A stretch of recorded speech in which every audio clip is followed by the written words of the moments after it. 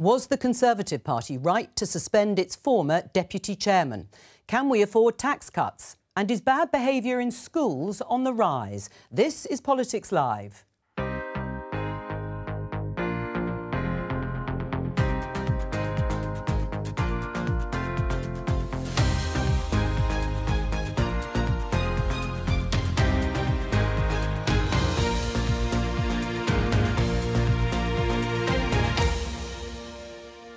With me today, Conservative MP Tom Hunt, Labour peer Helena Kennedy, broadcaster and Conservative commentator Ian Dale, and economist and author Professor Mariana Mazzucato. Today... Mr Anderson, just a couple of questions. Would you like to apologise for your comments, sir? Lee Anderson says he's not sorry for his comments about the Mayor of London. I didn't directly apologise to Mayor Khan, which I'm not going to. Not why I've got a breath in my body. Because the comments I made weren't racist at all. Was it Islamophobic? What he said was wrong, and robust action was taken, and the whip was removed within 24 hours. Minister, was it Islamophobic? Nick, it was wrong. The Chancellor says he'd like to cut taxes in next week's budget, but can we afford them? Also today, is behaviour in schools getting worse? This teacher tells us about the abuse she's experienced. Also, the US President Joe Biden said this about the conflict in Gaza. And my hope is by next Monday we'll have a ceasefire.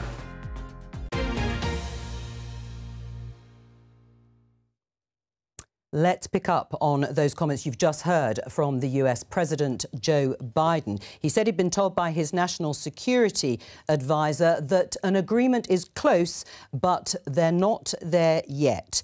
Negotiations involving Israeli and Hamas officials mean they've been discussing more aid deliveries into Gaza and the release of more Israeli hostages taken during the 7th of October Hamas attacks.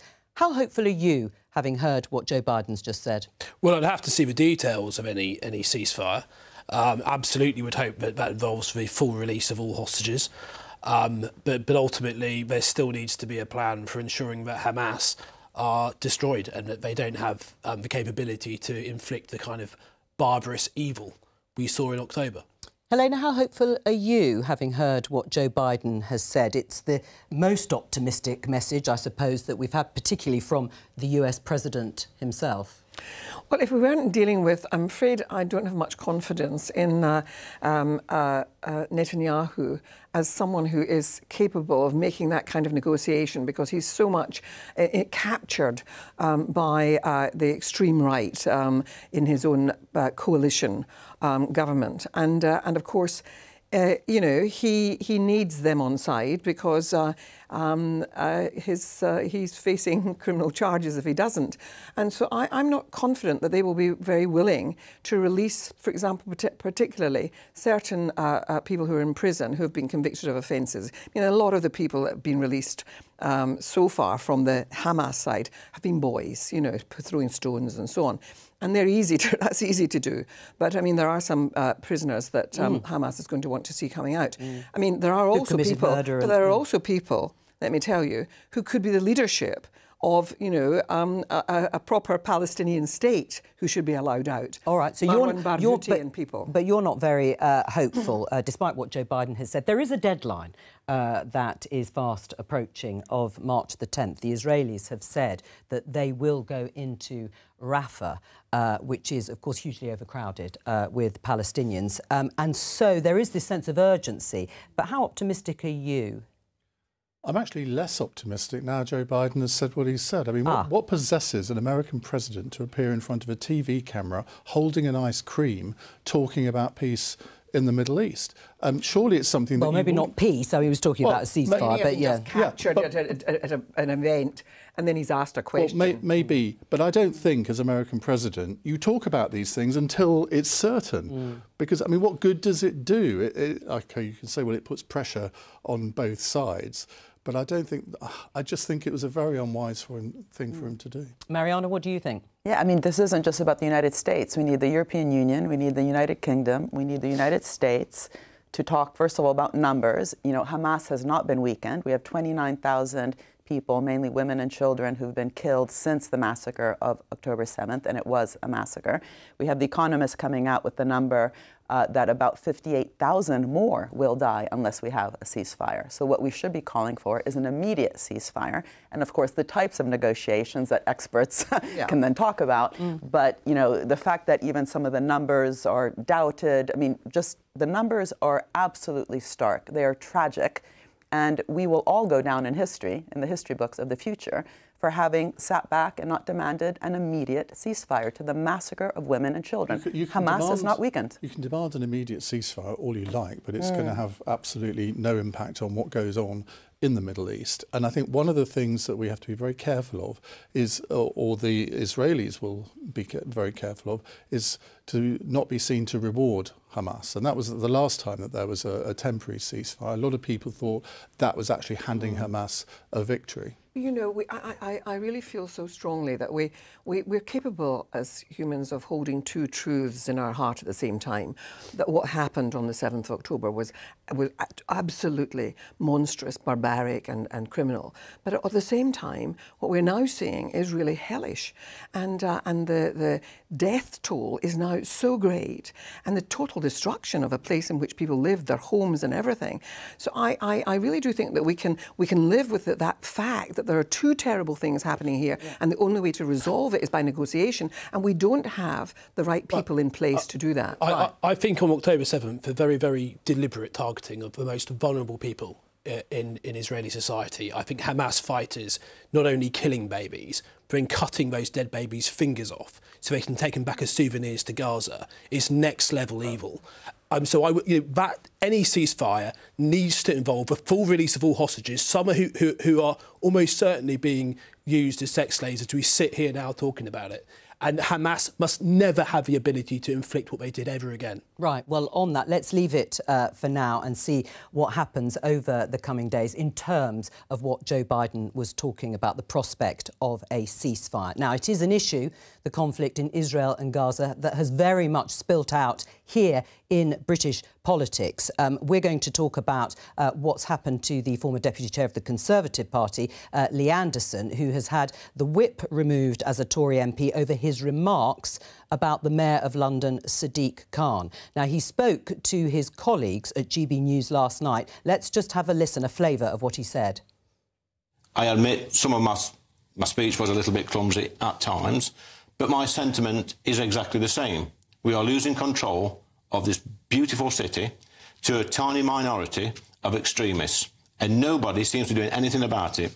It absolutely makes me sick to the pit of my stomach to see these extremists on our streets in London terrorising people.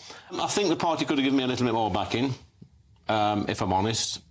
You saw the statement that I produced on Saturday, which I was willing to go with. It's shown a little bit of contrition in there, although I didn't directly apologise to Mayor Khan, which I'm not going to, not while I've got a breath in my body, because the comments I made weren't racist at all.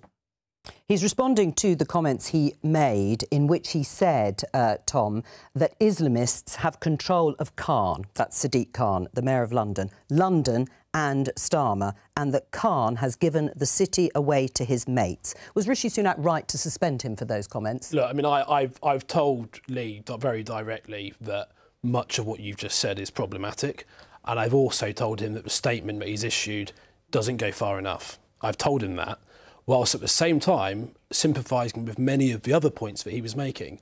But I think it is wrong to suggest that the mayor is somehow an Islamist, somehow that his mates are Islamists, and also I think it's wrong. And I think so it was right that the party suspended him. He needs to clarify, because I've spoken to him about it. He's made the comments that he's made. He said, in his view, the vast majority of British Muslims, just like the vast majority of anyone in this country, are decent people, and he's made that all clear. But he needs to deal with those points that he made, and he needs to do so soon. Right, but it was right to suspend him, for him to lose the Tory whip. It's not my... I'm not in charge of party discipline. That's not my role. I want Lee to have a future in the Conservative Party. I want that to happen. I sympathise with many of the points he's made. I'm incredibly concerned about radical Islam as well. Yeah. But he needs to provide some additional clarity to some of those remarks that he made. All right, but were those comments... You said they were wrong. We've heard various ministers say they were wrong. And they were wrong because they were Islamophobic, because it was anti-Muslim hatred. Well, he also said that Islamists had control of Starmer. He said that Islamists had control of Starmer and Khan. But ultimately, you know, is it Islamophobic? I'm not going to get into a definition of what is and isn't. I think it's problematic, and I think we need further clarity on it. But look, the key thing here, and one of the key things, is that last week we had our parliamentary procedures, the way we do politics, profoundly damaged by the threat posed by radical Islam. And Labour MPs agree, because they themselves are scared of their own security by radical Islamists. And we're going to discuss that. We're going to discuss that. Should he apologise? I mean, you say you want him to clarify. Should he just come forward and apologise and say, yeah, not only was it wrong, but it was Islamophobic to say that Sadiq Khan has given the city away to his Islamist mates? He said that his words are clumsy. And that clumsiness, I believe, will have caused upset. So in that statement, I think it... But I don't necessarily... Who that apology is directed at, I don't know. But I think he needs to add a lot more clarity about what he said. Because all right, let me go to Helena, because are there legitimate concerns raised by Lee Anderson and Tom Hunt, Helena, about a small minority of extremists at these marches, threatening MPs, influencing decisions and debate in Westminster? That's clearly what the Speaker felt, Lindsay Hoyle, when he cited safety concerns.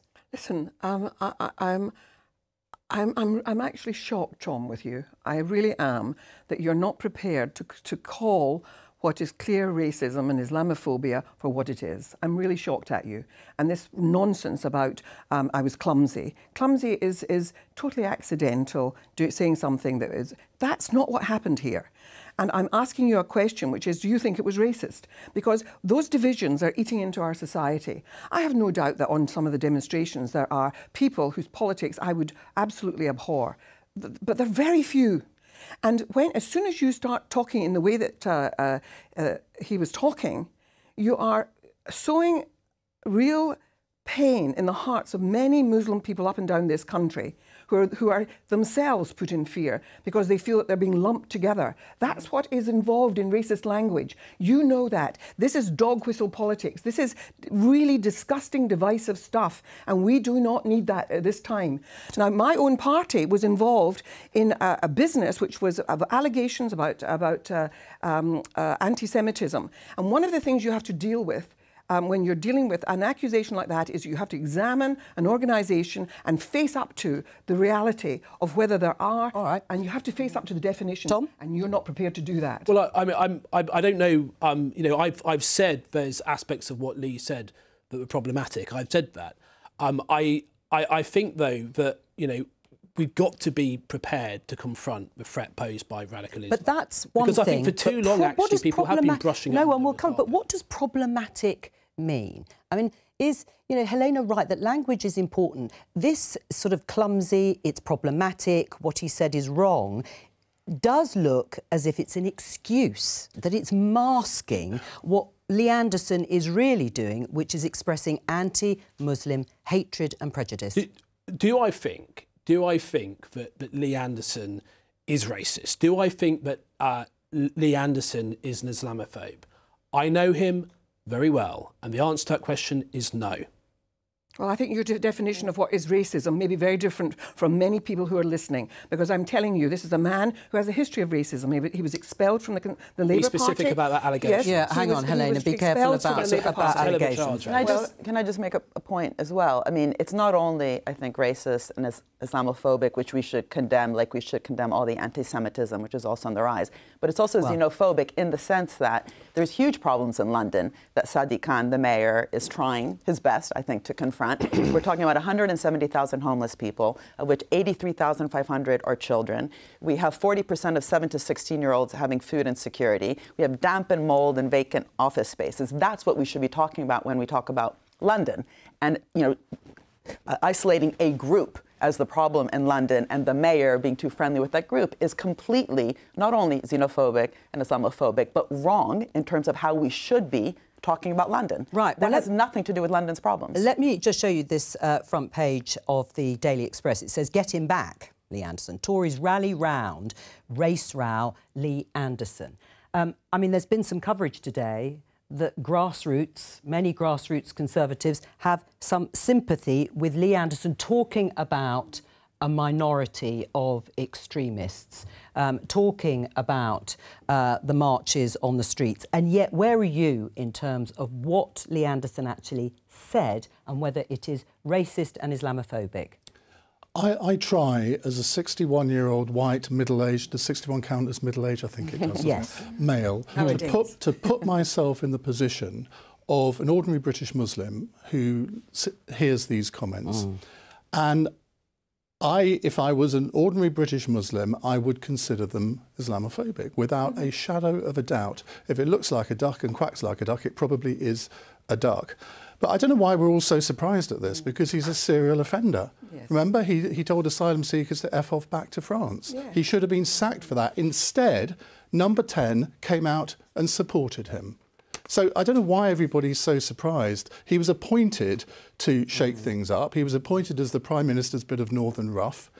And I'm afraid if you sleep with a dog, you tend to get fleas. Absolutely. And there is a hierarchy of racism, I think, in the Conservative Party at the moment. I used to think Sayeeda Warsi was going way over the top in some of her comments, but she's been proved right. Imagine if somebody had said about, say, Michael Gove being controlled by the Jewish lobby. Imagine if someone had said that. Do you think they would have been allowed to stay in the... OK, had the whip suspended. Yes. But, I mean, that would have been curtains for anybody, and so should this be. Tom? No, I mean, I think that he needs to deal with those comments that he made, and he needs to explain what he meant by them. Didn't he explain them to you when you talked to him? You've said you've had a conversation with him since all of this. Didn't you say to him, hey, why did you say that? Well, he agreed. He agreed, because I made a similar point to what Ian's just made about how what he said could have been perceived, even though he might not have meant it in that way. And he sympathised with what I was saying. Perception is often more important it is, than reality. but I do also think with Lee, I do think there should be a space for MPs and for people in politics who maybe aren't as smooth operators as others. And I do believe he's got a good heart. He is straight speaking, and sometimes that's refreshing. Other times he puts his foot in it, and evidently he did with this. And when you do put your foot in it, and when you do make, you should apologise at the very least. You need to get on top of it. And I said, okay. But Tom, when it gets to the point that, I mean, I identify as being on the centre right. I would say economically I'm a Thatcherite, socially probably a little bit more left. But if the Conservative Party loses people like me, which I tell you, it's in great danger of doing. I mean, after the F off back to France comment, first time in my life, I thought, can I really support a party that has a deputy chairman that utters things like this? Now, I don't know where my vote's going to go at the next election, and I've never said that before a general election before. And if you're losing sort of people like me who've grown up in the Conservative Party, who are on the right, I mean, God knows what's going to happen in November. Well, doesn't that worry you? Well, in terms of that remark, F off back to France remark. I mean, I'd never. I mean, personally, would I use language like that? Yeah. No. But do you want to be in a party with? But do I? Because you're smart? But do I emphasize? But do I sympathise with the extreme frustration and anger? Tens of thousands of. But it's deputy chairman people of the illegally enter Party. the country every year and staying here from France. If you're a gobby backbencher, fine. The Conservative Party has always had Peter Bruinvels, Anthony Beaumont-Dark, going back to the 80s, people who shout their mouth off on the back benches. He was deputy chairman of the Conservative Party, and Number 10 supported him. Utter disgrace. Can I mention Sayeeda Warsi, because some of the listeners might not. But she's a former cabinet minister. She was a former cabinet minister, was the chairman of the Conservative Party, and she's of Muslim background. Yes. And she has been pointing out that here is something that the Conservative Party has to deal with, and she's been very alert to it and has her antennae, I think, as a Muslim. She has a sense of what's going on, and she says this is a disgrace, and she has confronted her own party with it. And Ian has just said that at first he thought that possibly she was being over the top years ago, but in fact it's come back to be true, that the sense in which there's this horrible section of the Conservative Party that is speaking in these ways and dog whistling is what this is about. It's about suggesting that the Mayor of London is somehow involved in extremist militant politics. It's ridiculous. Let Tom respond. I would love to come back here one day and actually have a serious discussion about what happened last week, which is, and the Speaker himself acknowledged that. Labour MPs... We're not talking about that day. Lee Anderson scuppered that, hasn't he? Which is, it hasn't helped. Because we've got to have that discussion, right? We've got to have that discussion. You know, the Speaker openly admitted he did something against the clerk's advice. Oh, please, stop it. We're not talking about that just now. But it's critically important. It's a huge threat to this country and our democracy, because it suits you to talk about that. It doesn't suit you to talk about this other thing, which is a threat from radical Islam. Right, and actually, hang on, don't shout at each other. If Lee Anderson hadn't made his comments, we would be talking about that. Well, briefly, tell that to but just briefly then to Helena, because that was also the substance last week, was that the Speaker, Lindsay Hoyle, said that he worries at night about the threats to MPs, threats that politicians are being cowed by people out in their constituencies, perhaps people out on some of these protests. What do you say about that? That he obviously thinks that's very real. And it's happening. I've been writing about it and speaking about it. It's been happening to women, for example, with the threats that are made to them, which are very specific. The social media has created a sort of gross kind of discourse, which is disinhibited, so people feel able to say anything they like. And of course, the anti-Semitism that has been exposed in all of that is very real. And we've seen what happened to the MP of Finchley, where his offices were set fire to. We know what happened to a Labour MP who was killed a number of years ago. So one of the things about Lindsay Hoyle is that he has been absolutely vigilant about all of this and really on top of it. And I know women MPs who've gone to see him about it. So let's be very clear. There are threats, and there only has to be one. There only has to be one murder, as there has been already, of a Conservative Member of Parliament in Southend, to make us alert to the risks that there are here. This is not helped by this man suggesting that Islamists are running the country. We're going to move on and talk about the Post Office, because you'll be able to see that there's been a hearing that's been going on all morning in front of MPs at the Business Select Committee. You can see the chair there, Liam Byrne, the Labour MP. They've been hearing evidence from a variety of people, including Alan Bates, who's the lead campaigner in trying to get justice and compensation for wronged sub-postmasters and sub-post mistresses. Let's have a listen to a little bit of Alan Bates's evidence. We keep coming back to this time after time after time. Pay people. There's a lot of distractions, a lot of other things are brought up, thrown up all the time. But just get on and pay people. Ian, is there ever going to be an end to this? Because, in fact, Alan Bates goes on to say, it's been going on for years, which we know, and he said, and I can't see any end to it. He's also talking about his own compensation, which hasn't been fully resolved. Well, it is difficult to understand why it is taking so long. I think there are 3 different compensation schemes and people have to apply. And, I mean, as we all know, if you apply for something, it takes a while to process. But I think if most of these people haven't been paid by the time the general election comes around, there's going to be electoral consequences for that, because I've never seen a television programme which has had such a visceral effect on people. I mean, I was literally screaming at the television in tears some of the times. And we all knew about it, but it brought it to life, didn't it? It absolutely did. So I think, I mean, Kemi Badenoch, I know because I've actually talked to her about it, how seriously she's taking this.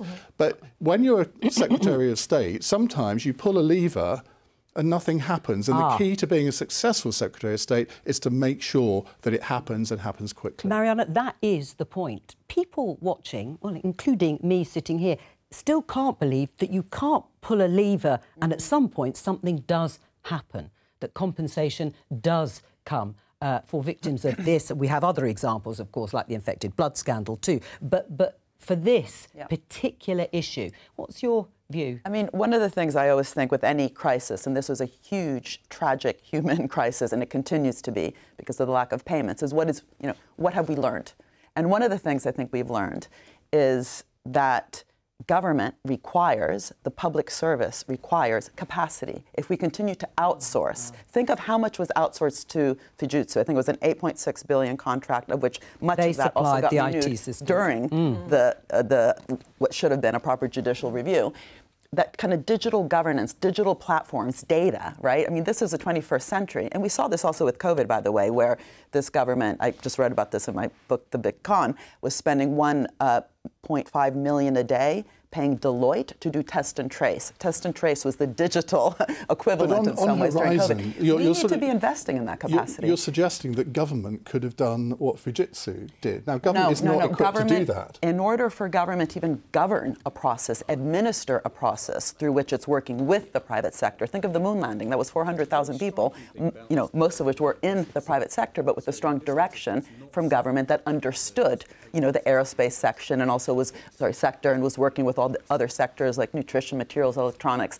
Government to lead, to govern, to work well with the private sector needs capacity. What we've seen in this country is 50 years of outsourcing, consultification, privatization of that capacity. Right. To me, that's one of the biggest and there's no doubt there are huge problems for the Post Office to deal with beyond the compensation. I think we can see, or we saw just a moment ago, Nick Reed, who is the current Chief Executive of the Post Office, giving evidence. And actually, in about 20 minutes' time, Henry Staunton, who is the former chairman, is due to say his piece in front of the committee, and that is extremely important because it's part of an ongoing row, a pretty explosive row, with the Secretary of State, Kemi Badenoch, because he claims he was told to go slow, broadly speaking, on compensation payments, and that was vigorously refuted by the Secretary of State and said it was a complete falsehood. How does that get resolved, Tom? Well, I mean, I take the Secretary of State's word for it. She was incredibly robust in responding to this allegation. But, I agree. They should pay the compensation quickly. There's also a whole load of other issues affecting sub-postmasters and sub-postmistresses, remuneration in a general sense, and the raw deal they get from the Post Office. There's a whole series of issues that need to be looked at, but to get to that, we have to deal with this compensation first. Right. Very briefly, Helena? Well, I was just rather surprised that it's going to take as long as July before the bill goes through Parliament that is going to exonerate all yes, of those that's who the other piece of legislation. So that will undoubtedly also slow things up in order to, And so, I mean, I really feel that there should be a sort of team that's in charge of this and that's pulling those bits together and somehow seeking to deliver it. You have to basically and make it small, effective, and get them on the road immediately. Well, let's hope they're all listening. We're going to talk about tax because it's the budget coming up, and Jeremy Hunt, the Chancellor, has hinted repeatedly that he'd like to introduce more tax cuts or further tax cuts. The latest today, BBC News, Hunt considers national insurance cuts at budget. We've already had some, and now it looks as if he's considering further cuts. But the response from the Institute for Fiscal Studies in The Guardian, experts warn Hunt over dubious case for unfunded budget tax cuts. Can we afford tax cuts, Tom? Well, I think we've got the tax burden at the moment is far too high. I think the government's been responsible with tax cuts it has delivered. I think the Prime Minister's made clear that his priority is to bring down inflation before we. But my question is, are they affordable? You've got the Institute for Fiscal Studies saying you'd have to spell out how they'd be paid for. And today I saw some coverage of some of the ways that they might do that. I saw something about a vape. Okay. I saw, but ultimately I do think that the Chancellor is responsible, and I don't think he'd do tax cuts if it wasn't in a responsible way. But we've got to spur the economy. We've got to get some growth, and one of the ways to do that is through sensible tax cuts. Well, is it? Is that what it will do, Mariana? Tax cuts. Let's say further cuts to national insurance. We already had 2p cut to national insurance that came in last month. Would it spur on growth, and is it affordable? Well, first of all, it makes no sense to look at tax on its own. The first thing is you want to look at the economy and what we require for the economy, so public investment and private sector investment. There's a current massive gap on the infrastructure investment that's required, on the health gap spending around $50 billion in terms of the NHS gap. There's a massive net zero gap if we actually want to go towards net zero, which you'll remember Cameron was saying we had to do. And so then we require money for that. Now, if you just look at the short-term spending, that could look like a rise in the deficit. But if we're not actually investing public and private sector, then you'll remember from basic maths, x over 0 is infinity. So even with a low deficit, as long as your long-run GDP is not growing, then that ratio can keep rising. And in terms of tax, details matter, right? So the real tax change I think we need in this country, for example, is on capital gains. All the investments I just talked about. Equalising it with income tax? Well, what you want to do currently it's very low. What you want to do is not just think about the tax rate, you want to think about the details. So to get long-term investment, the tax reduction for capital gains should be dependent on how long the investment is made. Whereas what happened in this country, actually under Labour, this was one of their mistakes, was we reduced the time that private equity, for example, had to be invested from 10 years to 2 years to get a capital gains tax. All right. Well, look, Mariana, you've given us the sort of big picture on. Tax is not any higher in this country than the rest of the OECD. Well, OK, and there are comparisons. The general tax bill is not any higher. But it's a record high for the UK at the moment, the overall tax burden. And that is the big picture. If we come in a bit narrower in terms of the politics of tax cuts, since this is a decision that Jeremy Hunt is about to make, how important is it? He's in a bind because if we weren't in an election year, I don't think we'd be having this conversation about tax cuts. And it is because the Conservatives are in such a bind in the polls that Jeremy Hunt needs to produce a fairly radical budget. He needs to have a few surprises. He needs to have a few things that will be seen as very popular. But on the other hand, if he is too radical, he risks doing another Kwasi Kwarteng, and he can't do that. He hasn't got the mentality to do that, I don't think. Do you think it would spark the markets, just very briefly? Well, again, it depends. So, for example, a reduction in many taxes, like corporate income tax, historically has just increased profits, not investment, right? So what you want is smart tax policy, which catalyzes investment in the economy. And if it's just a reduction in tax and doesn't actually expand the economy, then of course it's going to scare markets. I think what he could do is do something about so-called fiscal drag, where people on low and middle incomes are being forced into the next tax bracket. Yes. I think that has been a real problem, and that it's led to the fact we have the highest tax burden that we've had since the war. I believe in low taxes, but you can only cut taxes when it is affordable. Right. I mean, Labour said it wants to cut the overall burden of taxes too on working people. Absolutely. It's buying into the same picture. It is. And they should be listening. That wrong? I think they should be listening to Mariana, and she should be giving them advice on all of this. But I mean, I do think that this is election driven. Let's be very clear, and I think Ian's absolutely right. The reason why he's absolutely flailing around to look for tax cuts is because he wants to have something to say to the general public. Then, and I'm afraid, well, if he's running that scared, why has Labour dropped its or the figure of £28 billion a year investment in green policies? Well, I think that look, you're not talking to the right person, because I think that is being overcautious. But I mean, I suspect that you think it's wrong. You think it was the wrong thing to do. I do think that sometimes you have to be offering a bold thing which will actually generate jobs, investment. The private sector will invest in this if they think government's investing in it. 10 trillion, by the way, 10 trillion. That's 12 zeros. Is the market around kind of sustainability? So global energy. It's a figure we can't do part of that global race. Draw in private money. But as you say, they're not committed to that figure. I think it's about the fact that they know that they have to seem to be fiscally prudent, and that is their big But there has to be a difference between Labour and the Conservatives. Keir Starmer can't rely on winning just by being fiscally prudent. Yeah. He's got to show the electorate where the sunlit uplands are. They've ditched their main policy here. They haven't ditched it. Well, they have. The figure. And they haven't replaced I think it we've with got to be anything clear. else. They've ditched the figure because they think the figure was going to give a gift to the other side to basically beat them with. Well. And so I think that they're still going to be sticking. They're going to be sticking with their intention, and I think that in meetings with the business world, that's what they're making clear. They should also be reminding everyone that 10 years of Tory-run austerity reduced the social fabric in this country, as well as public investment. Everything's crumbling. The economic costs of inaction are much greater than the cost of action. Right. So well, let's talk about the short-term deficit. Let's talk about the infrastructure. It's a long-term driver of growth that you've just mentioned, because to go back to what the Institute for Fiscal Studies is saying, they want to know where the axe is going to fall. If Jeremy Hunt is going to say tax cuts in this budget, where is the axe going to fall on spending? Because presumably you're not going to fund it by extra borrowing. Well, where would you see the axe fall? Well, I mean, as I said earlier on, we saw something today about vaping. That was one thing. I think we're talking about broader spending departments. In terms of spending. Yes. I don't know where we're going to be cutting spending. I want us to be cutting taxes in a responsible way. But the Chancellor, the tax burden is too high at the moment. But the key thing is, if you are going to cut taxes, you have to explain how you're going to pay for it.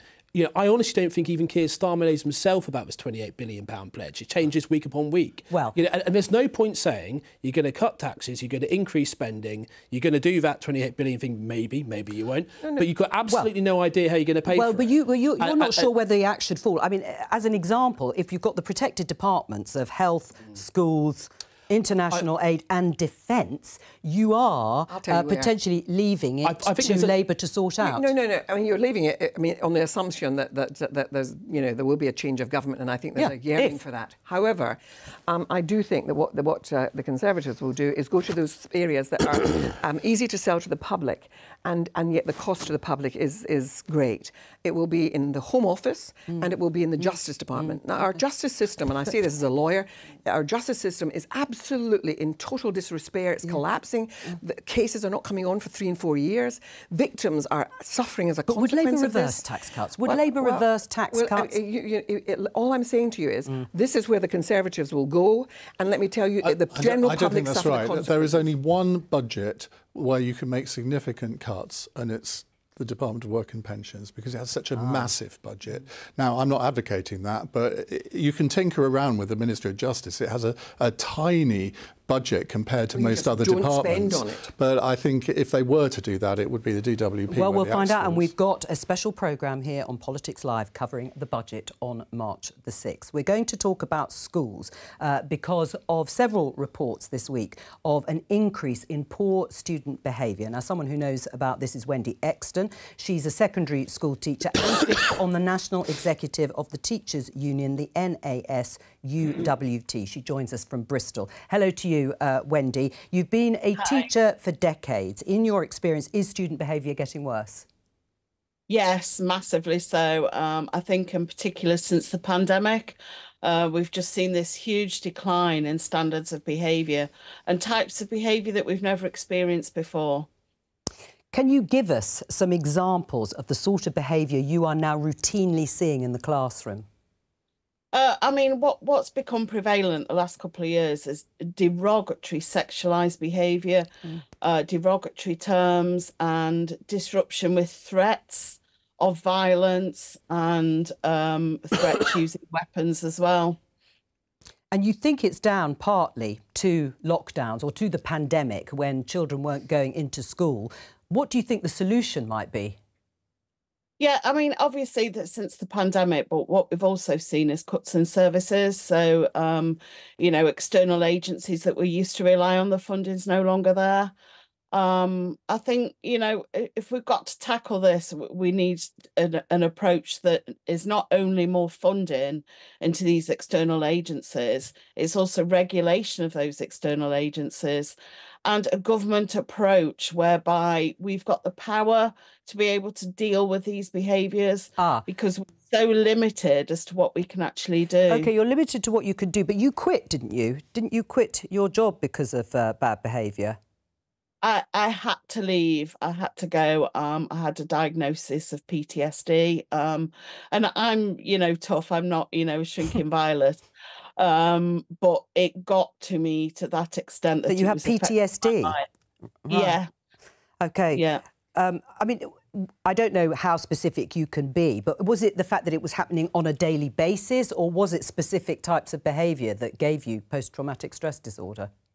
It was a mixture of both. It was the daily occurrence of going into the unknown and the extremes of behaviour that I was subjected to. I mean, when you threaten daily and you don't know what is going to happen when you walk into that classroom, it has a detrimental effect on you. All right, Wendy, stay with us. Ian, what's your reaction to what you've just heard from Wendy? I hear it all the time on my radio show from teachers. A friend of mine is a male primary school teacher, a fairly unusual being male in a primary school. This is at a primary school. This is at primary Wendy's school. talking about secondary school. And he is attacked at least once a week by a 5-, 6-, 7-year-old, physically attacked. And I think Wendy would confirm that in that situation, there's very little that the teacher is allowed to do. And I think she's absolutely right.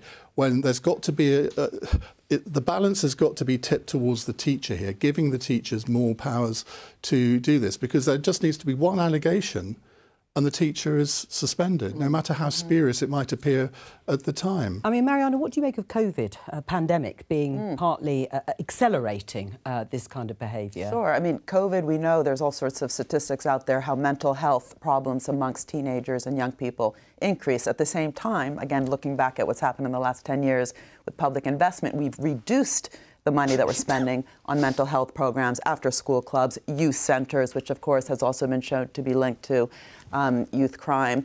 And don't forget the cost of living crisis that is being faced by many families. So these young people are in homes, often with huge amounts of stress. This should be taken as an opportunity for investment. Again, even just economically, forget that we care about people, and that should be the first thing. We care about human beings and their well-being, but the cost of inaction is greater than the cost of action. So of course Tom, we should be taking care of these young people. So I think a massive thing here that hasn't been discussed yet is special educational needs. And I think it's some of the failings on special educational needs provision. And actually, if you're a young person, you feel that the system is failing you, it's ever so tempted to turn against. And does that need more investment? And one of the depressing things, if you don't deal with this, and we saw it in our prison education report, where almost half of those in prison have got some kind of, they are neurodiverse. So I think, and for example, in my area, we've had a failing SEND services. You've got, and a lot of that's to do with money, but it's not all just to do with money. But I think, if you don't get SEND right, and you don't have enough SEND places, so you have young people who are maybe in a mainstream school where actually a special school would be better for them, then it's not surprising some of this happens. And add to that some failing mental health services. And you've got a cocktail. Do you agree with what you've just heard there from Tom Hunt, Wendy? Because you worked previously in a school looking after pupils who'd been excluded. Yeah, I mean, there's two sides to that. I mean, what we've got is there's a huge need for SEND places, but it's whether it's the right place for those students, because what we're seeing recently is more and more students that are accessing these services because they've been diagnosed with specific needs. And I think we're in a danger sometimes of trying to explain poor behaviour away by it being a SEND need. And it's not always appropriate. But sometimes it is appropriate. Well, of course. I mean, yeah, definitely. Yeah. Go on, Wendy. I mean, there is a tension, of course, between the pressure on schools to not exclude, and Wendy, I'm going to just put this to one of my other guests, Helena, and the number of children who are excluded, the outcomes not being always that great for them because of a lack of provision. But this point that Wendy made at the beginning about derogatory sexualised behaviour, the increase, Labour, I think, are sort of tackling this or trying to tackle this issue. What do you think has led to such an increase in that? Oh, I mean, listen, I don't want to, harp on about it, but I do think social media has made a great difference to the nature of the way in which people learn about sexual matters, the way in which it's so readily available, and some of it is gross. And we know about those people online who are, hate women, put out misogynistic tropes. And so, I mean, I do think that kids are picking up on all of that, and they go onto their phones and they see it all the time. And so then they start saying, I mean, I know teachers as well who say that they are being described in the presence of the class in sexualized ways, referring to the size of their bodies and all manner of stuff, and what people want to do to them or what people would not want to do to them. And it's humiliating and degrading, and it's horrible. Well, and Wendy, you are nodding away there, because some people watching may say, look, there's always been poor behaviour in schools. What differentiates the sort of bad behaviour that you've been seeing recently? I think it's the derogatory, sexualised and threats of knife crime, that, or being stabbed, or, children threatening to come and find your families and stab them. And also, what we can do in to address this. And you experienced that, did you? People saying that to you? People saying that to you? Oh, yeah. It's a daily thing, that sort of abuse directed at you. And in front of a class, it's embarrassing. It's humiliating. What can you do?